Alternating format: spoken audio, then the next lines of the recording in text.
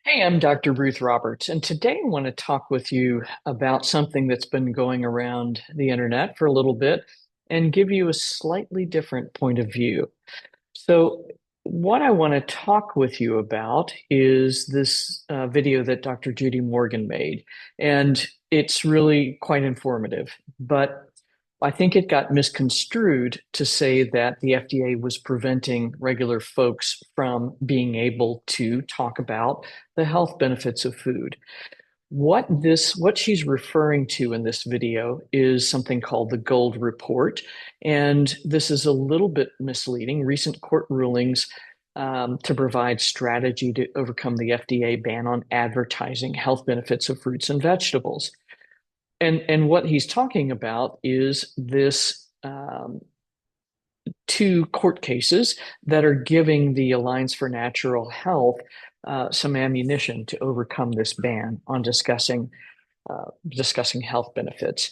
Now, what happened? In 2010, the FDA wrote Diamond Foods, that one of the largest nut manufacturers, about making health claims about walnuts that would really put them into the category of a new drug. And they did the same thing for cherry growers. So I will let you read through this. But what was happening is they were backing up the claims with scientific information. Even so, the FDA said, nope, this is a clear indication of using these foods as drugs. Okay, that seems a little crazy, right? Let me show you why I think we need to put this in perspective. So from there, I want you to think about Kellogg's Corn Flakes. Now, this is the US site and the original and the best. So all they're saying here is how delicious it tastes, right? And then down here, it's loaded with iron, seven other vitamins and minerals. It's a great way to get your family's day off to a nutritious start. All right. Now, what do you not see on here? You don't see anything about any health claims. You don't see anything about the cornflakes being a nutritious part of the start of the day. And you do not see images of children. So this is part of the FDA's desire to make sure that nobody's making false claims or misleading claims in advertising. Previously, Kellogg's was able to advertise itself as a health food because it had seven other vitamins and minerals. Now, let's contrast that with Kellogg's site in India. Okay. So, first of all, here's the top of the page: the power of five: energy, protein, iron, calcium, and vitamins. Just add milk and you can jumpstart your active day. And then we go down here, and they're clearly using children that are studying, like, this is why it's important to eat breakfast, kids, so that you can get really good grades on your examinations. And and then we go from Kellogg's cornflakes to the ever more delicious Choco something or another's. But this is my point. This works two ways. If we don't want Kellogg's to be able to make health claims about cornflakes, that I think most of us that have any uh, understanding and learning in terms of nutrition, that highly processed corn with sugar is probably not a great way to start your day. And indeed, there are many studies showing that children that eat breakfast don't do any better than children that don't eat breakfast. This is part of why this law can be useful, because although the manufacturer, the company, cannot say, my walnuts are amazing because they give you omega-3 fatty acids and other nutrients that help prevent cancer, heart disease, et cetera, Kellogg's also can't say it. So while it seems crazy that the FDA made this rule, essentially, it's not a law, they simply banned it. It does prevent other food manufacturers from saying things that are not true about their products and misleading consumers.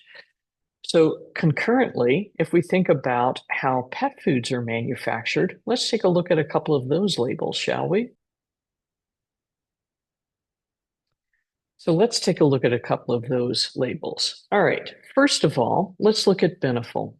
Now, I think for most of you that have been looking at dog foods, cat foods for a long time, you probably think, oh my God, this is like the worst thing possible she could show. And I'm doing that for a reason. Here's a couple of things I want you to understand where this FDA law comes in. Beneful used to advertise the health benefits of all of these nice fresh fruits and veggies. Um, Beneful used to advertise the health benefits of all these nice fresh fruits and veggies as being really important to your dog's health. So if you'll notice, they can include those images, but they're not talking about specific health benefits anymore. They're talking about tasty flavors in every healthful recipe. Okay, and make every meal full of excitement. They're not making any health claims any longer. And then if we go and look at the ingredient list, they're really all about the app here. Let's take a look at that. Okay, we've got beef, corn, barley, rice, whole grain wheat, soybean meal. What does that mean? Let's look at all of the ingredients. Okay. Okay. Maybe not so much. And it's interesting. So they've gone to, instead of telling you the amount of each ingredient, which you will find on the bag, to be fair, they're just giving you pictures. So, and I like the natural flavors one, especially. Okay. So now we know if we show fewer ingredients, not so bad. But if we show them all, maybe not so much. So we've got, let's see, that's 6 times 2, 3, 4, 5, 6. So we got 36. We've got 40 different ingredients in this food. Now, let's contrast that with, say, Solutions Pet Food. And I had a super interesting conversation with Chelsea Kent, the owner. And right up top here, read this. Due to certain state regulations regarding labeling, regulations which extend to websites and social media, pet food manufacturers have been forced to remove extensive health information, including links to scientific references from media platforms. If you're looking for specific information regarding health and wellness, please email them. Okay, this is not so good. And the thing is that this would allow you to be a more informed consumer. Many people are taking the um tact of putting their information on a completely separate informational website at times. Now, if we look at one of the recipes, the beef recipe, we've got these ingredients. So we've got 1, 2, 3, 4, 5, 6, 7, 8, 9, 10, 11, 12, 13, 14, 15, 16, 17, 18 ingredients. So still a lot of ingredients, but can you understand what all of those ingredients are? Contrast that back with these ingredients, mono and disodiums and ferrous sulfate. So most of these are chemical supplements, right? And to their ingredient, either they have removed the dyes, which used to be there, or they're on a further list, which I think is probably the truth. So if we download that, then we get into all of this. Yeah, and they did finally pull the colors. So, but this is the problem. If you're looking at this is a very different food than this is. And the other thing is the way ingredients work, if you don't know this already, is that they are listed by the percentage of content within the recipe itself. So this is mostly beef, or that's the main protein source, but because then the next 1, 2, 3, 4, 5, 6 ingredients are meals, and we don't know if the barley's whole, the rice is whole, what have you. Um, this is largely a high carbohydrate diet. And then we get down to here's where the vegetables are.